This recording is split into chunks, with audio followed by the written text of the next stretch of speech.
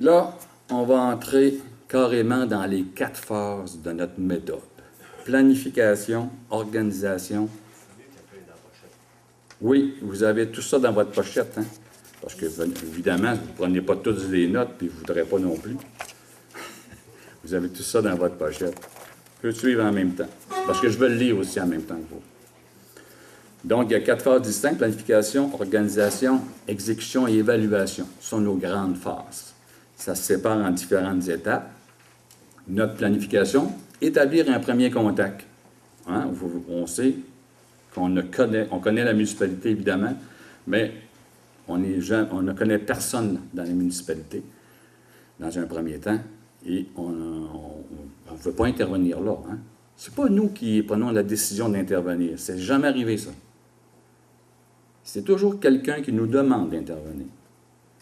C'est jamais nous qui disons « Ah, on va aller vers les stations, on va aller faire un projet. » Non, non.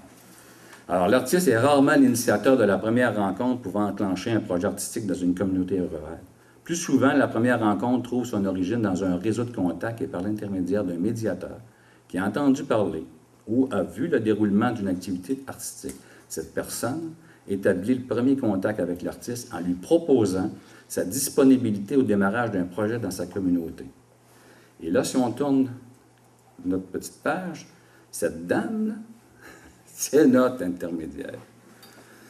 C'est Catherine Drideau, qui a travaillé avec nous dans un autre projet à Saint-Gédéon, une autre municipalité rurale, qu'on l'avait engagée comme travailleur de rue, artiste de rue, et elle faisait du maquillage. Elle nous avait opéré pendant les 3 semaines qu'on a travaillé à Saint-Gédéon.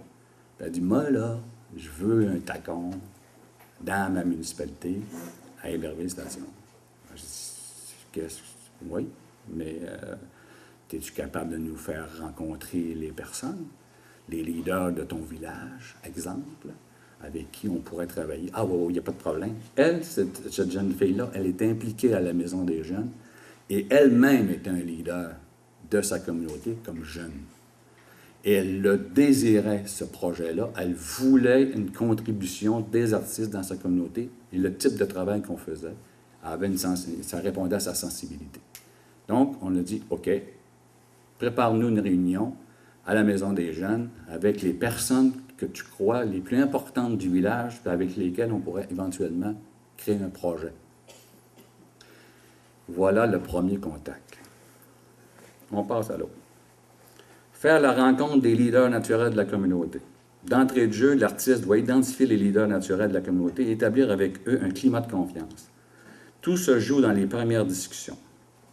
L'artiste a la responsabilité de désamorcer la question financière du futur projet en le présentant comme un investissement dans la communauté. Il doit faire la démonstration de sa compétence, de son intégrité, de sa capacité à mener à terme ses projets. En contrepartie, il doit s'assurer que la communauté a les moyens de ses ambitions en termes de ressources humaines, techniques et financières. Pas rien, là. Mais ça joue là.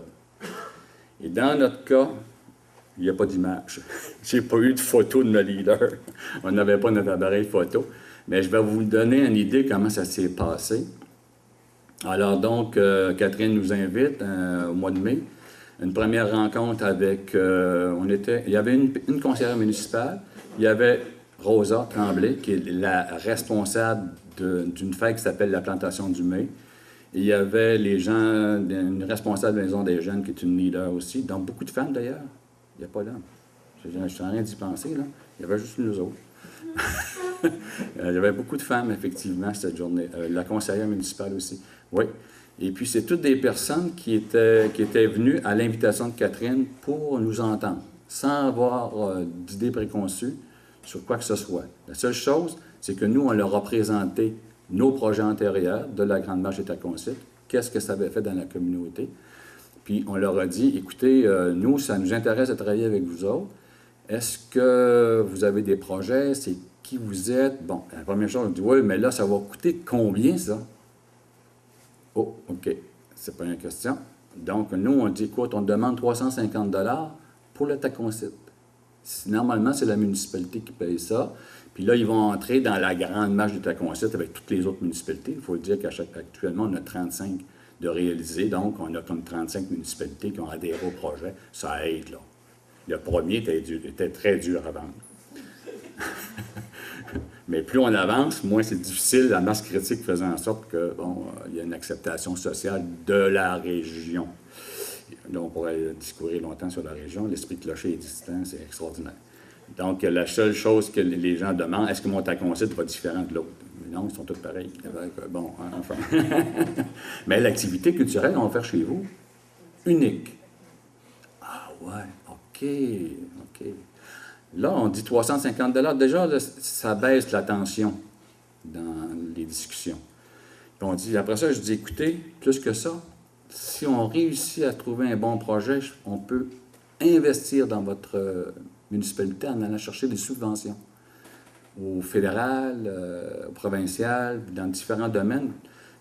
Puis c'est nous qui allons monter toutes les demandes de subventions. Pourquoi? Parce que notre organisation, et c'est là je reviens tantôt, a les capacités d'aller chercher des sous dans certains projets, dans différents secteurs. Ah ouais, donc ça ne nous coûtera pas si cher que ça. Non. Puis vous allez voir, c'est environ 10-15 % à peu près que la municipalité va investir dans le projet, parce que tout le reste, on va le financer au privé, au public.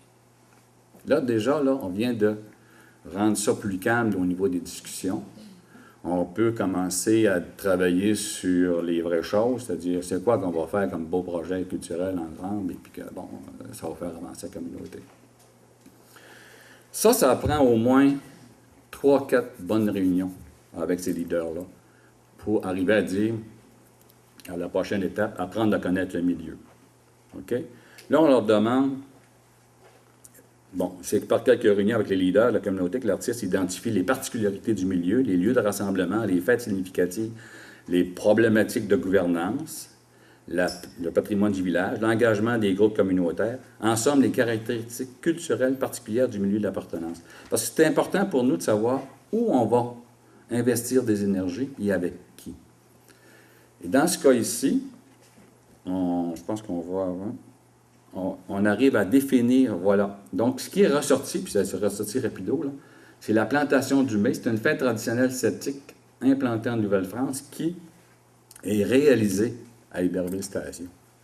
C'est bizarre. C'est la seule municipalité qui a conservé au Canada cette fête-là qui était qu'on fêtait en Nouvelle-France au début de la colonisation.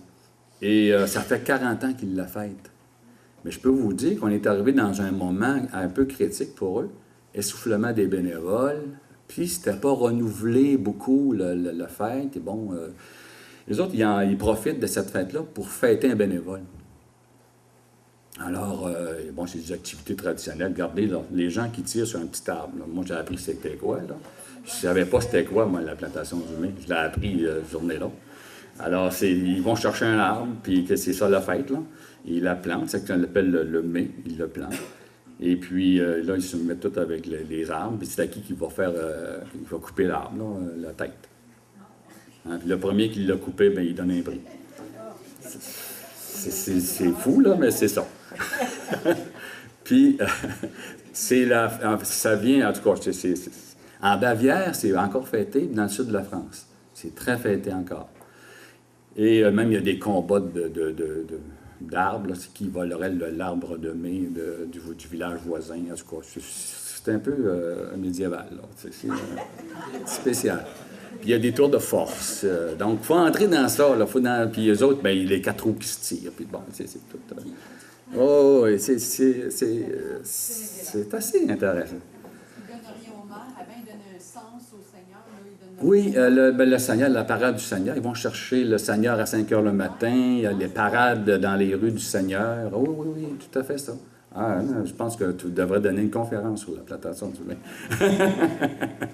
C'est quelque chose de peu connu, mais c'est vraiment intéressant comme... Ah oui, là, ils fêtent un bénévole annuel, c'est ça.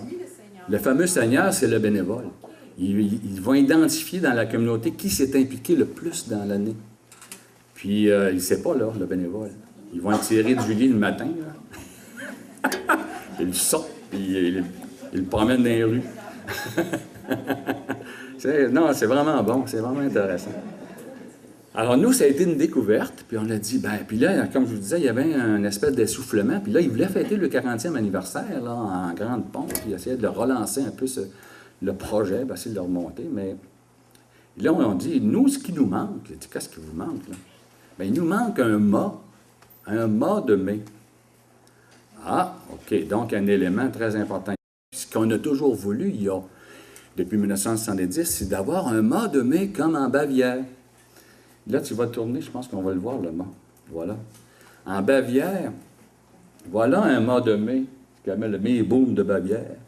C'est un poteau. Là, on n'est plus dans l'arbre qu'on tire. Là. Ils l'ont toujours pour le tirer, mais il y a un vrai arbre, un vrai mât là, qui raconte l'histoire du village. Toutes les petites figurines accrochées sur les poteaux racontent ce qu'il y a dans le village, les entreprises, les organisations, les groupes communautaires, tout est identifié. Puis ce qu'on voit, les cercles, là, dans le cas de Bavière, c'est les guerres, c'est les moments où ils ont eu des problèmes et tout ça.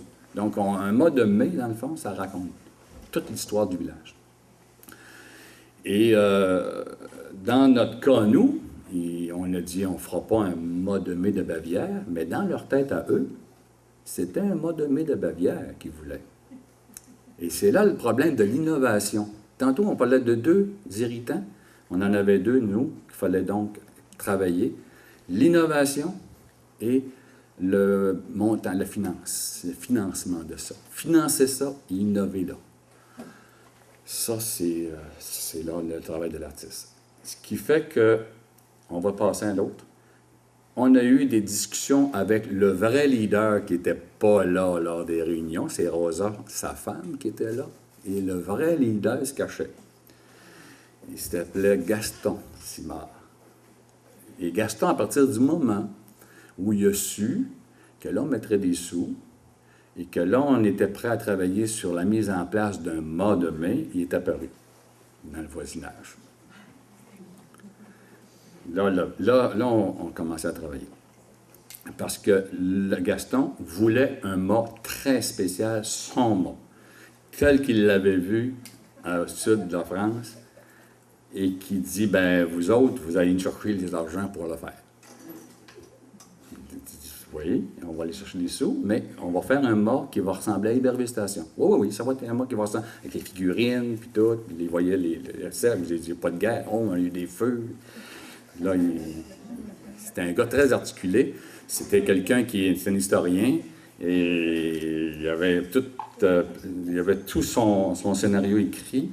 Puis nous, en quelque part, on disait, oui, mais là, il faut arriver à faire une œuvre qui se défend esthétiquement, qui est contemporaine et qui, en même temps, va donner du sens et puis qui va évoluer dans le temps. Parce qu'il ne faut pas oublier qu'un mât de mai traditionnel, c'est un mât qui n'évolue pas, c'est un arrêt dans le temps.